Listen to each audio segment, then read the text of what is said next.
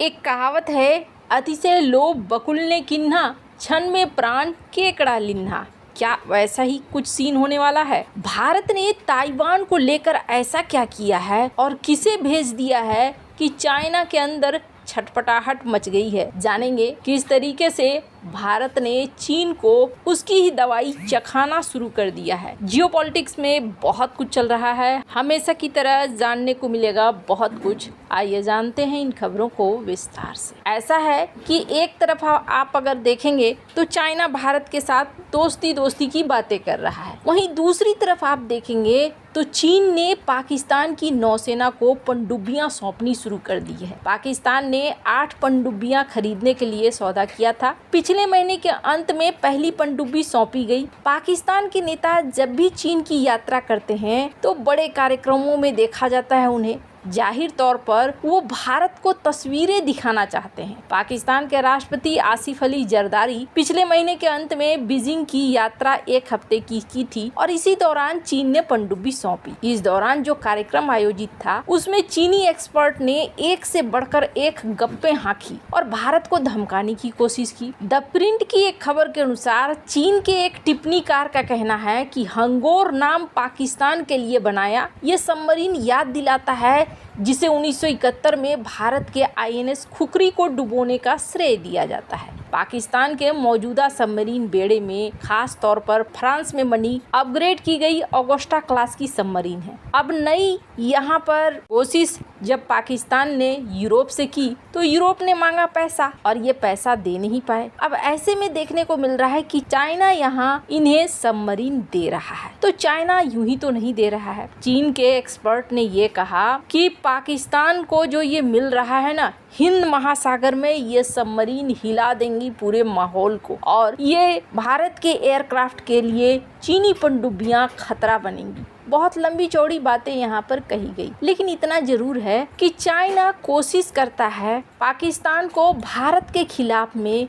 हथियारों को मुहैया कराकर भारत को हमेशा टेंशन में रखना। लेकिन कहते हैं ना, कभी कभी अपनी ही दवाई चखनी पड़ती है और आज के समय का जो भारत है ना, वो कुछ ऐसा ही है कि दवाई चखाने में माहिर है। एक दुखती रग है चाइना की और उस दुखती रग का नाम है ताइवान। अभी तक भारत ने एक लंबे समय तक वन चाइना पॉलिसी का समर्थन किया है, लेकिन अब बार बार ना चाइना कोशिश करता है कि भारत के मुंह से उगलवाए कि तुम वन चाइना पॉलिसी का समर्थन करते हो, लेकिन भारत अभी उगल नहीं रहा है, बल्कि भारत कुछ और कर रहा है। ट्रंप से शी जिनपिंग मिलने वाले हैं, लेकिन मिलने से पहले ही कहा जा रहा है कि ताइवान को लेकर आप अपनी राय बताइए। माना जा रहा है कि ताइवान को लेकर चाइना चाहता है कि पूरी तरीके से तुम बता दो कि तुम ताइवान की मदद नहीं करोगे। अब बहुत सारे ऐसे आर्टिकल हैं जो ये कहते हैं कि अमेरिका में बहुत सारे रिपोर्ट आ रहे हैं प्रेसिडेंट ट्रंप के पास, जिसमें कहा जाता है कि ताइवान को कभी भी अपने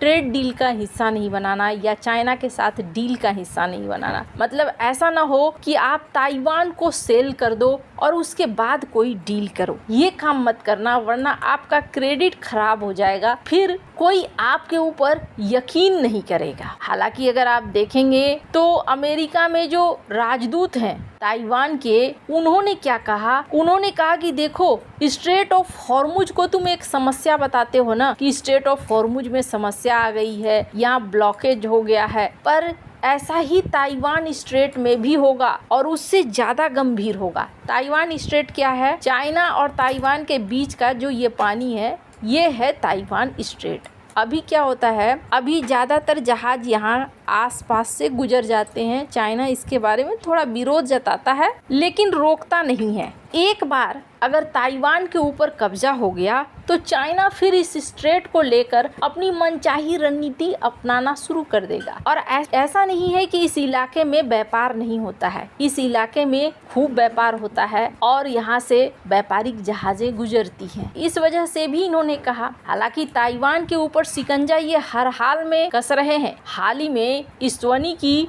यात्रा की ताइवान ने। अफ्रीका का ये एकमात्र देश है जो ताइवान को मान्यता देता है। चाइना ने तुरंत उस पर दबाव बनाना शुरू कर दिया। 53 देशों को चाइना ने छूट दी टैरिफ में, लेकिन इसे छूट नहीं दी और इसके पीछे कारण बताया कि तुम्हारे संबंध ताइवान के साथ हैं, ताइवान को मान्यता देना बंद कर दो। हालांकि अमेरिका की तरफ से ये कोशिश होती है कि ज्यादा से ज्यादा देश ताइवान को मान्यता दें। अभी ताइवान की जो ये अफ्रीका विजिट थी ना, ये विजिट सरप्राइज विजिट थी। अब ताइवान के ऐसे हालात हैं, ताइवान को न तो अमेरिका छोड़ना चाहता है और न ही चाइना छोड़ना चाहता है। इसके पीछे कारण क्या है, स्क्रीन पर आप देखिए। ताइवान की कंपनी TSMC जो कि ट्रिलियंस डॉलर की कंपनी बन चुकी है, और मैंने पहले भी कहा है TSMC वो तोता है जिसके अंदर जान बसता है ताइवान का। जब तक TSMC है तब तक ताइवान की सुरक्षा होगी। खैर, अब ट्रम्प क्या करते हैं? ट्रम्प तो अप्रत्याशित फैसले लेने के लिए जाने जाते हैं, पर भारत ने अब चाइना को उसकी ही भाषा में जवाब देना शुरू किया है। अभी आप देखेंगे जापान और भारत दोनों ही एक बड़े गेम को खेल रहे हैं, और ये बहुत ज़्यादा जरूरी भी है क्योंकि चाइना भारत के विरोधियों को जोड़ना चाहता है और जोड़कर भारत के ऊपर दबाव बनाए रखना चाहता है। ऐसे में अगर भारत को सफलता हासिल करनी है तो भारत को भी ऐसा ही करना होगा। यहाँ देखने को मिल रहा है पहली बार एक बड़ी चीज, भारत ने क्रॉस पार्टी डेलीगेशन भेजा है, और एक बड़ा डेलीगेशन है जो 4 से 9 मई तक यहाँ पर है। अब जापान का डेलीगेशन भी इससे पहले पहुंचा था, स्क्रीन में तस्वीरों में आप देख सकते हैं। भारत की तरफ से भी ये डेलीगेशन गया है जिसमें भारतीय जनता पार्टी के लोग हैं, नेशनल पीपुल्स पार्टी के लोग हैं, इंडियन नेशनल कांग्रेस के हैं, शिवसेना UBT के हैं, और कहा जा रहा है कि बड़े अच्छे तरीके से वेलकम किया गया है इनका। ताइवान ने न्योता दिया था कि आप आइए, हम लोग एक जैसे